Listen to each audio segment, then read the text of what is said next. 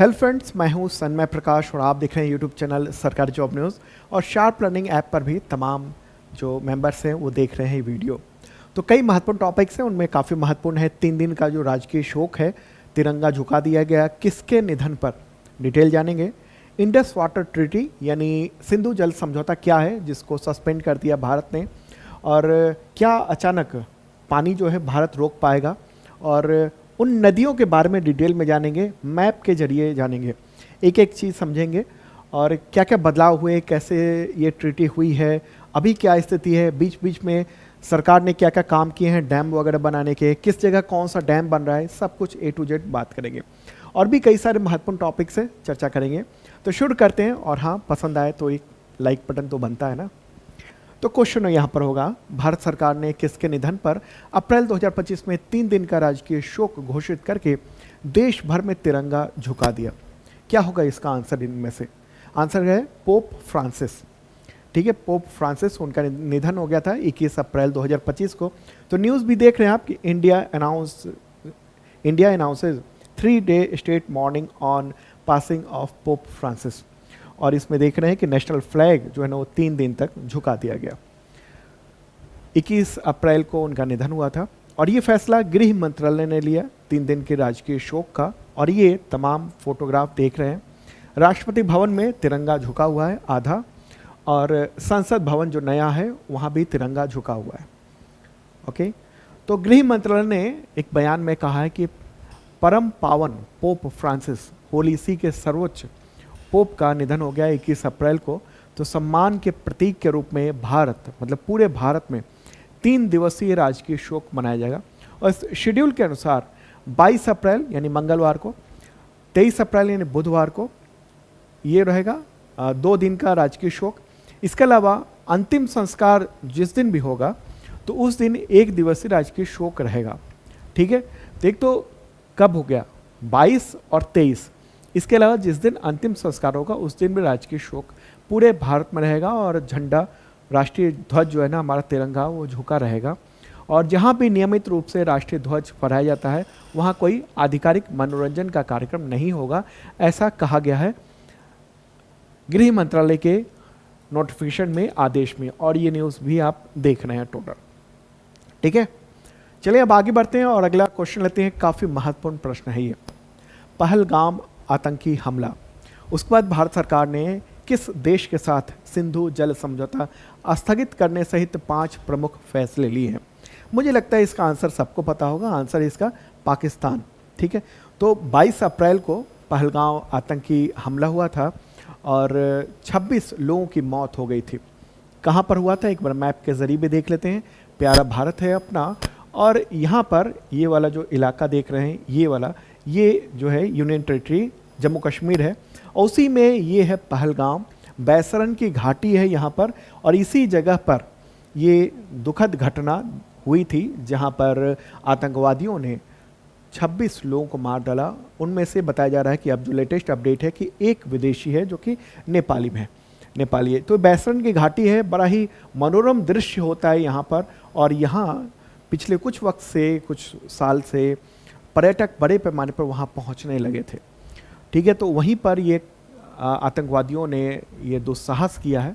और उसी के बाद फिर 23 अप्रैल को कैबिनेट कमेटी ऑन सिक्योरिटी, उसने ये फैसले लिए, 5 प्रमुख फैसले लिए। और क्या क्या फैसले लिए हैं उससे पहले हम बताएं आपको कि ये क्या है CCS यानी कैबिनेट कमेटी ऑन सिक्योरिटी।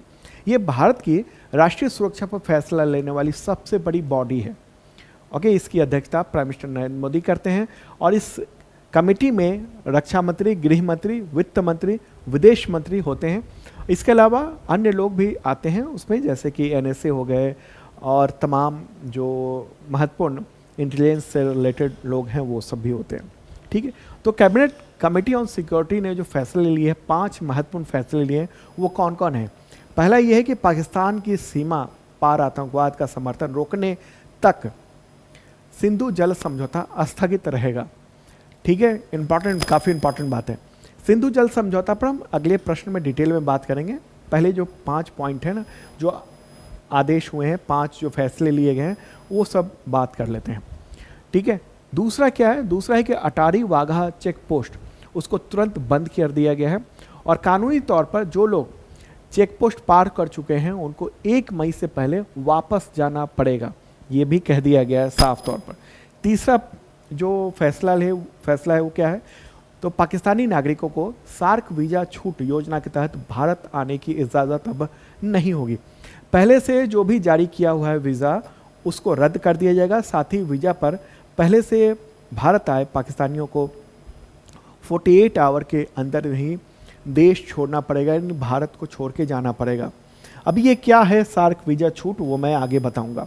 चौथा जो फैसला है वो क्या है, दिल्ली में स्थित जो पाकिस्तानी उच्चायोग है, पाकिस्तानी हाई कमीशन है, वहाँ पर जो तैनात डिफेंस और इसके अलावा जो सैन्य सलाहकार हैं, अटैचे हैं, तो उनको 1 हफ्ते में भारत छोड़ना पड़ेगा और इन पदों को अब ख़त्म माना जाएगा। भारत भी अपने जो डिफेंस सलाहकार हैं वहाँ पर इस्लामाबाद में जो भारत का दूतावास नहीं कि भारतीय उच्चायोग है वहाँ पर, जिसको वहाँ उच्चायोग कहेंगे, तो उससे भी वापस बुलाएगा। ओके, 5वां जो फैसला है वो है भारत और पाकिस्तान उच्चायोग में कर्मचारियों की संख्या 55 से घटाकर 30 की जाएगी और ये कटौती 1 मई 2025 से लागू हो जाएगी। ठीक है, तो ये जो काफ़ी महत्वपूर्ण जो फैसले हैं उनमें ये तो बहुत तगड़ा फैसला है सिंधु जल समझौता का। हालांकि कई बार प्रधानमंत्री नरेंद्र मोदी ने जब भी हमले हुए हैं तो इसके बारे में उन्होंने कहा है कि हम पानी रोक देंगे, लेकिन क्या है इसके बारे में और डिटेल आगे जानते हैं। एक चीज़ समझते हैं पहले सार्क वीज़ा छूट के बारे में, वो क्या है। आपको पता है कि सार्क जो है वो यानी उसको फुल फॉर्म क्या है, the south Asian association for regional cooperation. ठीक है, और इसकी स्थापना 8 दिसंबर 1985 को हुई थी। ढाका में सार्क चार्टर पर सिग्नेचर किया गया था। ओके, और वर्तमान में सार्क में 8 सदस्य देश हैं। कौन कौन से हैं इसके मेंबर कंट्री, कौन कौन है, तो एक तो भारत है, उधर पाकिस्तान है, ठीक है, नेपाल हो गया, बांग्लादेश हो गया, इधर भूटान हो गया, श्रीलंका है, मालदीव है और इधर ये अफ़गानिस्तान है। तो ये जो सारे देश हैं वो इसके सदस्य हैं, भारत भी सदस्य है। तो ये सार्क वीज़ा जो पॉलिसी है वो क्या है, तो देखिए दिसंबर 1988 में इस्लामाबाद में 4था शिखर सम्मेलन हुआ था और उसी में फैसला किया गया था कि सार्क देशों के कुछ चुनिंदा श्रेणियों में कुछ खास लोगों को विशेष यात्रा दस्तावेज का हक होना चाहिए ताकि वो आ सकें, उनको वीज़ा की छूट हो, मतलब खास तरह का प्रावधान हो। ठीक है, तो उसी के दौरान सार्क वीज़ा छूट योजना 1992 में शुरू की गई थी और वर्तमान में इस सूची में जो हकदार व्यक्ति हैं उसकी 24 लिस्ट है। जैसे जो गणमान्य व्यक्ति हैं, हाई कोर्ट के जो जज हैं, मेंबर ऑफ पार्लियामेंट हैं, सीनियर जो ऑफिशियल्स हैं, इसके अलावा जो बिजनेसमैन्स हैं, पत्रकार हैं, खिलाड़ी हैं, ये सब उस लिस्ट में हैं। और वीज़ा स्टिकर से संबंधित, यानी वो वीज़ा उसमें क्या है, स्टिकर लग जाता है पासपोर्ट पे। ठीक है, तो उससे संबंधित देशों को, मतलब वो इन लोगों को जारी किया जाता है। हालांकि इस पर बिल्कुल नज़र रखी जाती है और ये आमतौर पर इसकी जो वीज़ा स्टिकर है उसकी 1 वर्ष की वैधता होती है और सार्क सदस्य देश जो है ना वो एक दूसरे को ये जारी करते हैं। तो इसमें यही फैसला किया गया है कि भारत जो है ना पाकिस्तान को जो सार्क वीज़ा छूट जो दे रहा था अब वो ख़त्म कर रहा है। उसके तहत जितने लोग हैं अब उनको कहा जा रहा है कि आप निकलो यहाँ से, जाओ यहाँ से। क्लियर होगी बात? चलिए अब आगे बढ़ते हैं, अगला क्वेश्चन लेते हैं। और दोस्तों, अगर आपने अब तक इस चैनल को सब्सक्राइब नहीं किया है तो ज़रूर कर लीजिएगा और बेल आइकन पे जो ऑल का बटन है ना उसको दबाएंगे तो सारे नोटिफिकेशन आपको वक्त पे मिल सकेंगे। और इसका PDF भी है हिंदी और इंग्लिश दोनों लैंग्वेज में, इस वीडियो डिस्क्रिप्शन में आप चेक कर लेना। और शार्प लर्निंग ऐप पर वहाँ मेंबरशिप प्लान वगैरह भी है करंट अफेयर्स की तैयारी के लिए, आगे बताऊँगा मैं। तो अगला क्वेश्चन लेते हैं। पहलगाम आतंकी हमले के बाद भारत ने 1960 के सिंधु जल समझौते को स्थगित कर दिया, तो इस संधि की मध्यस्थता, मीडिएशन किसने की थी? आंसर क्या होगा इनमें से, क्या है आंसर? ये सवाल अक्सर एग्जामिनेशन में आते हैं। आंसर का इसका वर्ल्ड बैंक। क्या होगा आंसर? World bank. ठीक है, तो भारत ने ये ट्रीटी को स्थगित कर दिया है फिलहाल। आपको पता है, पहले भी मैंने बताया कि पहलगाम आतंकी हमला हुआ था 22 अप्रैल को और उसमें 26 भारतीयों की 25 भारतीय, 1 नेपाल के नागरिक उसकी जान चली गई थी इस आतंकवादी हमले में। तो भारत ने पाकिस्तान को झटका देते हुए सिंधु जल समझौते को स्थगित कर दिया है। ठीक है, और ये न्यूज़ देख रहे हैं कि क्या असर होगा इस सस्पेंशन से। ये इस पर इंडियन एक्सप्रेस ने, द हिंदू ने काफ़ी डिटेल में बताया है, जिसको मैं आगे एक्सप्लेन करूँगा। ठीक है, तो क्या है ये सिंधु जल समझौता, इंडस वाटर ट्रीटी। तो ये मैप देख रहे हैं और इसमें ये वाला जो हिस्सा आप देख रहे हैं ना, यहाँ से यहाँ, ये सिंधु नदी और उसकी ट्रिब्यूटरी रिवर्स हैं, और इसी के पानी के बंटवारे का एक समझौता हुआ था कब, 1960 में, 1960 में। और वर्ल्ड बैंक ने इसमें मीडिएशन किया था, यानी मध्यस्थता की थी, और उसको सिंधु ताश समझौता ये कहा गया था। बाद में इसको, या उसी समय से इसको सिंधु जल समझौता या सिंधु जल संधि या फिर इंडस वाटर ट्रीटी कहा जाने लगा। और उस वक्त भारत के जो प्रधानमंत्री थे, तत्कालीन प्रधानमंत्री पंडित जवाहरलाल नेहरू, और पाकिस्तान के जो तत्कालीन राष्ट्रपति थे अयूब खान, तो उन्होंने इस पर सिग्नेचर किया था।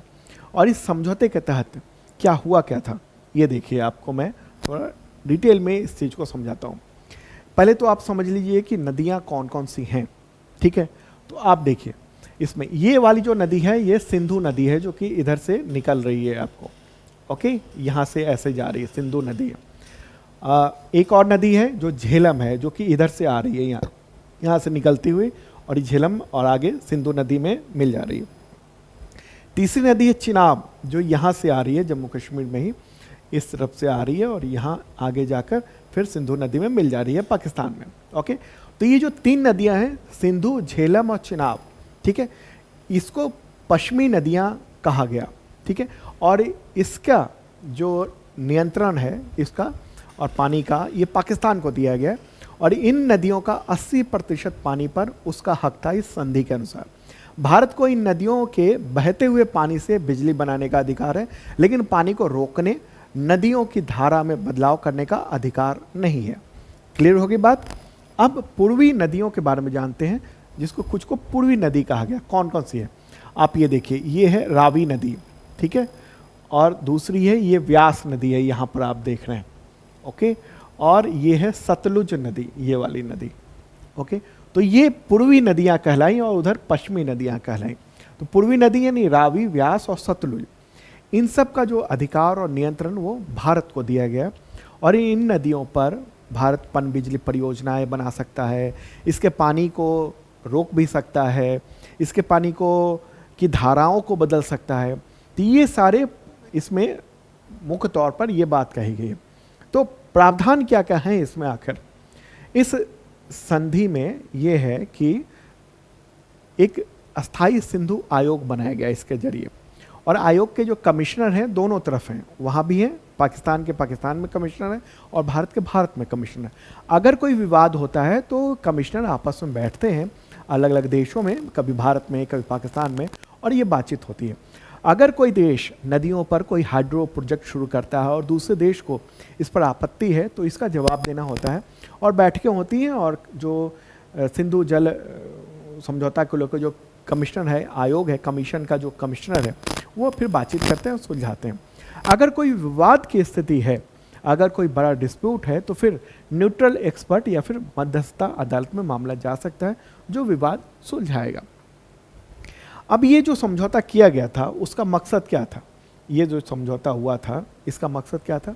देखिए, सिंधु जल समझौते का मकसद यही था कि दोनों देशों में जो जल के बंटवारों को लेकर कोई संघर्ष ना हो और खेती में कोई बाधा ना आए इन तमाम नदियों को लेकर। हालांकि भारत ने हमेशा इस संधि का सम्मान किया है, उस वक्त भी जब पाकिस्तान ने कई बार हमले किए, युद्ध हुए तब भी, और जबकि पाकिस्तान पर आतंकवाद को बढ़ावा देने समर्थन का आरोप लगातार लगता रहा है और सबूत भी भारत दिखाता रहा है। तो भारत के पाकिस्तान से 3 युद्ध हो चुके हैं, लेकिन कभी भी पानी रोका नहीं गया, लेकिन पाकिस्तान हर बार आतंकी हमले के लिए जिम्मेदार होता रहा है। अब सवाल ये होगा कि ये जो संधि है इसको सस्पेंड कर दिया गया है, तो इसका असर क्या होगा। आगे हम बात करेंगे कि क्या हम पानी रोक सकते हैं या नहीं, लेकिन अगर अचानक हम रोक दिए तो क्या होगा। देखिए, पाकिस्तान में इस तरफ खेती की 90% जो ज़मीन है ना, वो 4.7 करोड़ एकड़ एरिया में वहाँ पर सिंचाई के लिए सिंधु नदी प्रणाली से ही उसको पानी मिलता है। 90% जो एग्रीकल्चर एरिया है उसको। और पाकिस्तान के नेशनल इनकम में एग्रीकल्चर सेक्टर का योगदान 23% है।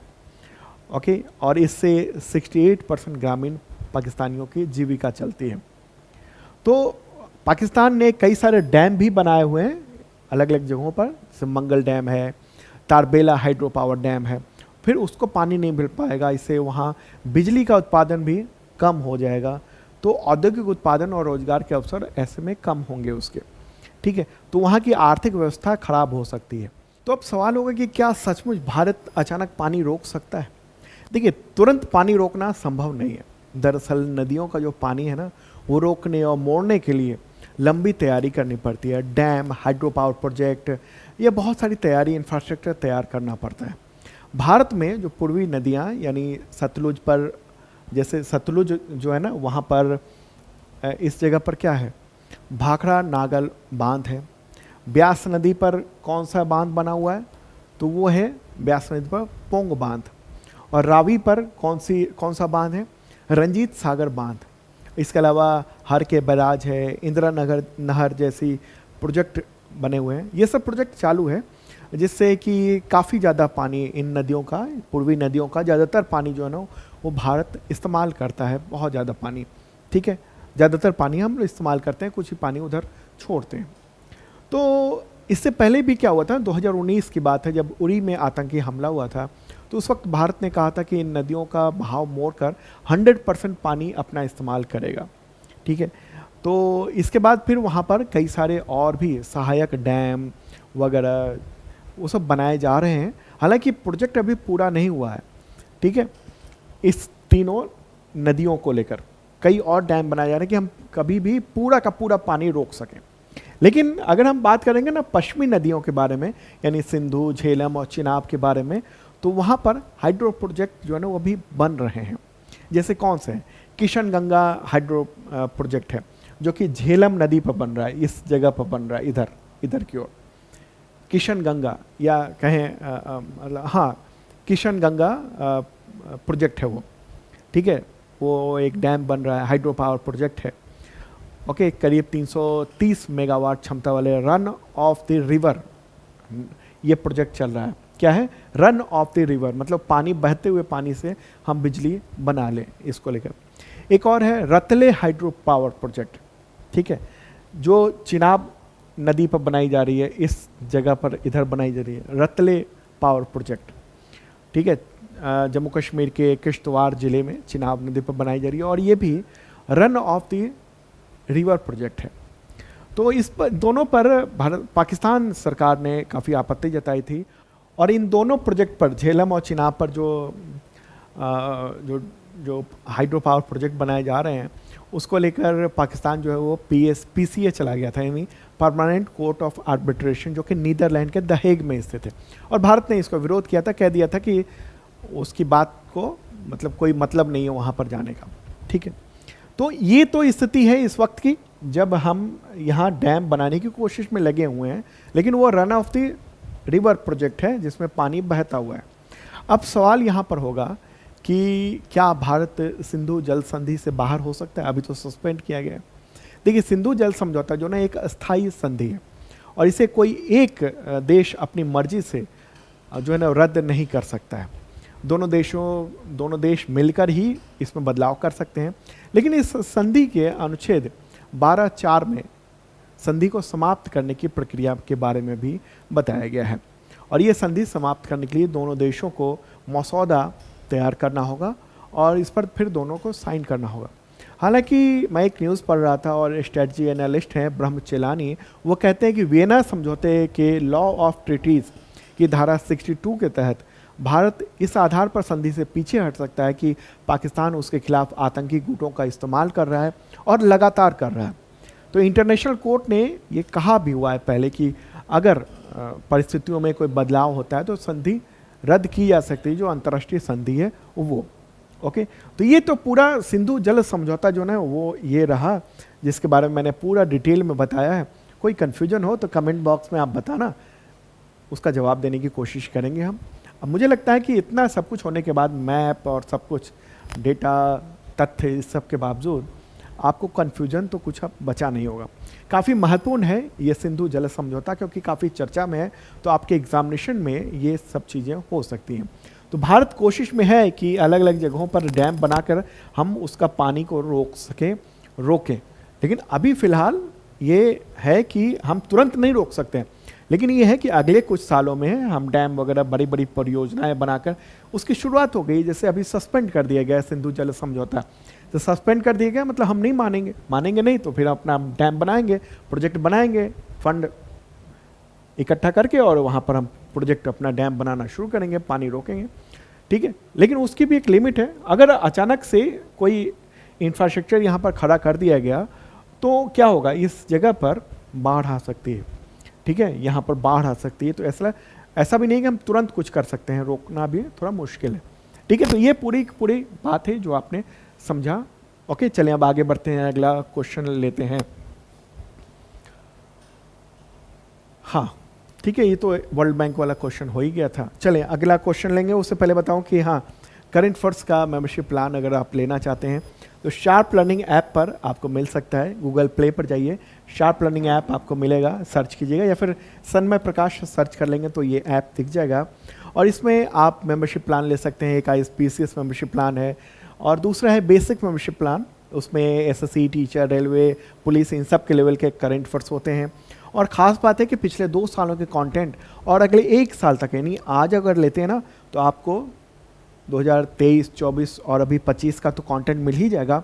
साथ में अभी से 365 दिनों तक यानी 2026 अप्रैल तक आपको अपडेट मिलता रहेगा करंट अफेयर्स का। क्या क्या मिलेगा, PDF मिलेगा, वीडियो मिलेगा, मॉक टेस्ट मिलेगा, पूरी तैयारी कर सकते हैं। और PDF कई तरीके को होते हैं, 1 लाइनर, MCQ नोट्स होता है, PDF वीकली होता है, मंथली होता है, क्वार्टरली होता है, ईयरली होता है, ये सब तरह के PDF होते हैं। और उसमें वीडियो के लिंक भी होते हैं, जैसे मैंने बताया ना अभी आपको सिंधु जल समझौते के बारे में पूरा सब कुछ, तो इसका वहाँ वीडियो लिंक भी है। जैसे आप पढ़ रहे हैं और आपको चाहते हैं कि विजुअली चीज़ों को समझें, तो आप वहाँ पर PDF पर क्लिक करेंगे, वहाँ लिंक दिया हुआ है और ये वीडियो ओपन हो जाएगा, वहीं से ओपन हो जाएगा जहाँ से मैंने सिंधु जल समझौते के बारे में आपको बताया है, ठीक है। तो चलें अब आगे बढ़ते हैं।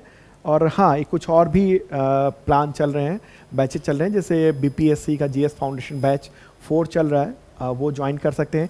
अब ये इसमें एडमिशन बंद होने वाला है, बस कुछ ही दिन बचे हैं। UPSI 2025 का डेमो क्लासेज यूट्यूब पे हम लोग ला रहे हैं, तो आप देख रहे हैं कितने शानदार हमारे टीचर्स हैं, तो ज्वाइन कर सकते हैं। मात्र 250 रुपये प्राइस है, प्राइस बढ़ जाएगा, उससे पहले आप ले सकते हैं। बिहार सिपाही भर्ती का भी 250 में ये बैच चल रहा है, वो भी ज्वाइन कर सकते हैं। रेलवे ग्रुप D का बैच है जो भी चल रहा है, ओके, और भी कई सारे बैचेज चल रहे हैं। अगला क्वेश्चन लेते हैं, राष्ट्रीय पंचायती राज दिवस कब मनाया जाता है? तो वो है 24 अप्रैल को। पूर्व प्रधानमंत्री मनमोहन सिंह ने ये इस दिवस की घोषणा की थी 2010 में, 24 अप्रैल 2010 को पहला राष्ट्रीय पंचायती राज दिवस घोषित किया गया था उस दौरान, ठीक है। तो पंचायती राज की अगर बात करें तो यह दिन भारत के जो संविधान है उसके 73वें संशोधन अधिनियम 1992 को जो लागू किया गया था 1993 में, तो उसी की याद में मनाया जाता है। और इसके ज़रिए पंचायती राज संस्थाओं को उनको संवैधानिक दर्जा मिला था, ज़मीनी स्तर पर स्वशासन करने का अधिकार मिला था, ठीक है। तो ये एक इम्पॉर्टेंट बात रही। चलिए आगे बढ़ते हैं, अगला क्वेश्चन लेते हैं। किस राज्य सरकार ने 3 लैंग्वेज पॉलिसी के तहत स्कूलों में हिंदी अनिवार्य भाषा बनाने के अपने फैसले को अप्रैल 2025 में वापस ले लिया? अप्रैल में ही लागू किया था और अप्रैल में ही वापस कर दिया। आंसर होगा महाराष्ट्र, और ये न्यूज़ आप देख रहे हैं। 3 लैंग्वेज पॉलिसी को लेकर बड़ा ही विवाद चल रहा है। पहले तमिलनाडु ने बहुत विवाद खड़ा किया था उस पर, और फिर केरल ने किया, तेलंगाना ने भी कहा, और महाराष्ट्र में चूंकि बीजेपी की सरकार है तो उन्होंने लागू कर दिया। उसके बाद जो वहाँ पर हिंदी को अनिवार्य भाषा करने को लेकर जो पॉलिटिकल और जनता में जो बातचीत हुई, मतलब जो बातें निकली, उसके बाद फिर महाराष्ट्र सरकार को, चूँकि बीजेपी की सरकार, फिर भी उसको कदम वापस खींचने पड़े हैं। तो महाराष्ट्र में मुख्यमंत्री हैं देवेंद्र फडणवीस, तो उन्होंने ये कहा कि अब हिंदी अनिवार्य भाषा नहीं होगी, अब तीसरी भाषा अपने मन से चुन सकेंगे जो स्टूडेंट हैं वो सब, ठीक है, तमाम स्कूल के।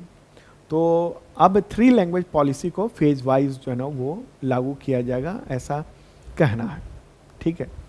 तो इसमें ये बात है, पूरी 3 लैंग्वेज पॉलिसी है क्या, देखिए जो नई शिक्षा नीति है उसके तहत ये 3 लैंग्वेज पॉलिसी है। इसमें एक तो वहाँ की जो स्थानीय भाषा है वो पढ़ाई जाएगी, दूसरी उस राज्य की भाषा पढ़ाई जाए, और तीसरी ऐसी भाषा जो उस देश में कोई भी भाषा हो, और या फिर वो विदेशी भाषा हो तो कोई एक पढ़ाई जा सकती है, ठीक है। तो ये है, तो उसी में हिंदी को तीसरी अनिवार्य भाषा कर दी गई थी।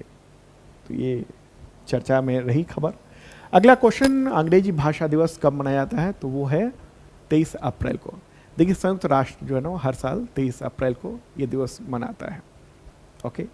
अगला क्वेश्चन है, स्पेनिश भाषा दिवस कब मनाया जाता है, तो वो है 23 अप्रैल को, और संयुक्त राष्ट्र ने ही ये दिवस घोषित किया हुआ है। अगला क्वेश्चन लेते हैं, लॉरियस वर्ल्ड स्पोर्ट्स अवार्ड 2025 के अनुसार world sportsman of the year का खिताब किस खिलाड़ी को दिया गया है।